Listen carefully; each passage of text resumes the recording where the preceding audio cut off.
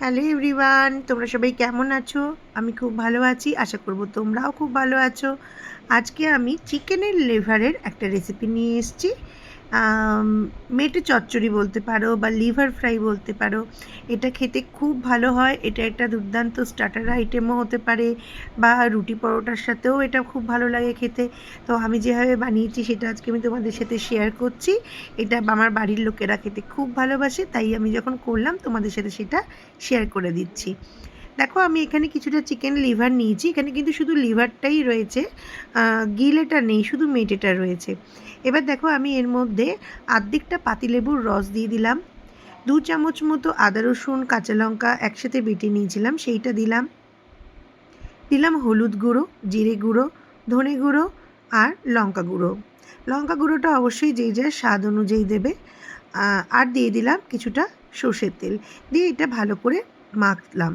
এবার মাখতে মাখতেই আমার মনে পড়ে গেছিলো যে আমি গোলমরিচ গুঁড়ো দিইনি। তো আমি এখন এই সময় আমি গোলমরিচ গুঁড়ো দিয়ে আর একটু মেখে রেখে দিলাম। এটা ম্যারিনেট করতে হবে, 1/2 ঘন্টা ম্যারিনেট করে রাখলেই এনাফ। এবার দেখো, আমি কড়াইয়ে সর্ষের তেল গরম বসিয়ে আমি প্রথমে পেঁয়াজ কুচি দিয়ে ভেজে নেব। এখানে আমি একটা মিডিয়াম সাইজের পেঁয়াজ ইউজ করেছি। এবার পেঁয়াজটা যখন বেশ ভাজা ভাজা হয়ে যাবে, তখন আমি কয়েকটা কাঁচা লঙ্কা চিড়ে দিয়ে দেবো। ঝালটা সবাই কম বেশি নিজেদের স্বাদ বুঝে দিও। এবার দেখো, যখন পেঁয়াজটা বেশ লাল লাল হয়ে যাবে, তখন আমি ওই মাখানো ম্যারিনেট করে রাখা চিকেন লিভারটা দিয়ে দিলাম। দিয়ে হাই ফ্লেমে খুব ভালো করে এটাকে ভাজবো। এটা তোমরা আমার এই রেসিপিটা ফলো করে করো একদিন, ভীষণ ভালো হয় খেতে।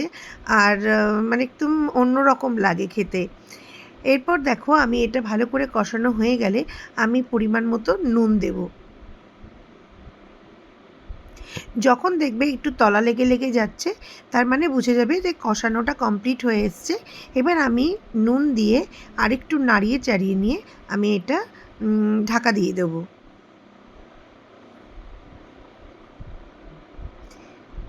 দেখো, ভালো করে নেড়ে নিলাম।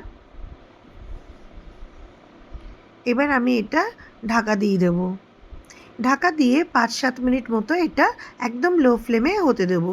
দেখো, এবার আমি 5-7 মিনিট পর ঢাকা খুলছি, কতটা জল রিলিজ হয়েছে দেখতে পাচ্ছ, এবং সাইড দিয়ে কিন্তু বেশ কিছুটা তেলও রিলিজ করেছে।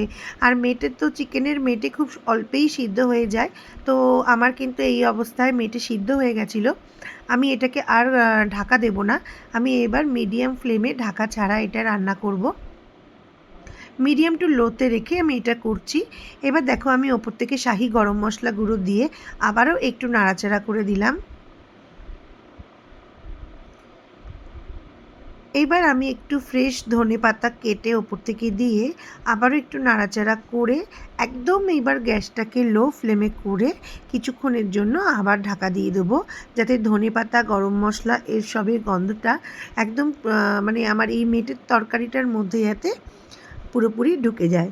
মানে মানে এই আইটেমটার মধ্যে যেন এই দুটো ফ্লেভার খুব সুন্দরভাবে থাকে। এবার এইটা ঢাকা চাপা দিয়ে বেশিক্ষণ রাখতে হবে না, 2-3 মিনিট মতো রাখলেই হবে। এবার দেখো, আমি ঢাকা খুলে নাড়ছি, চারদিক থেকে অনেকটাই তেল রিলিজ করেছে এবং মশলাটা কিন্তু একটু লেগে লেগে যাচ্ছে। এই সময় কিন্তু গ্যাসের ফ্লেম আমি একদমই কমিয়ে রেখেছি। আমার মেটে চচ্চড়ি রেডি। এবার আমি এটাকে সার্ভ করে নেব। এটা খেতে এতটাই ভালো হয় যে আমি তোমাদের সাথে শেয়ার করলাম। প্লিজ তোমরা এটা একবার করো, এটা খুব ভালো লাগবে তোমাদের। আর যদি ভালো লাগে আমাকে অবশ্যই কমেন্ট করে দিও। আর লাইক কমেন্ট সাবস্ক্রাইব করতে কিন্তু একদমই ভুলো না। আর তোমরা কীরম ধরনের রেসিপি মানে জানতে চাও সেটাও মেনশন করতে ভুলো না। যদি ভালো লাগে তো একটু সাবস্ক্রাইব করে দিও। Thank you.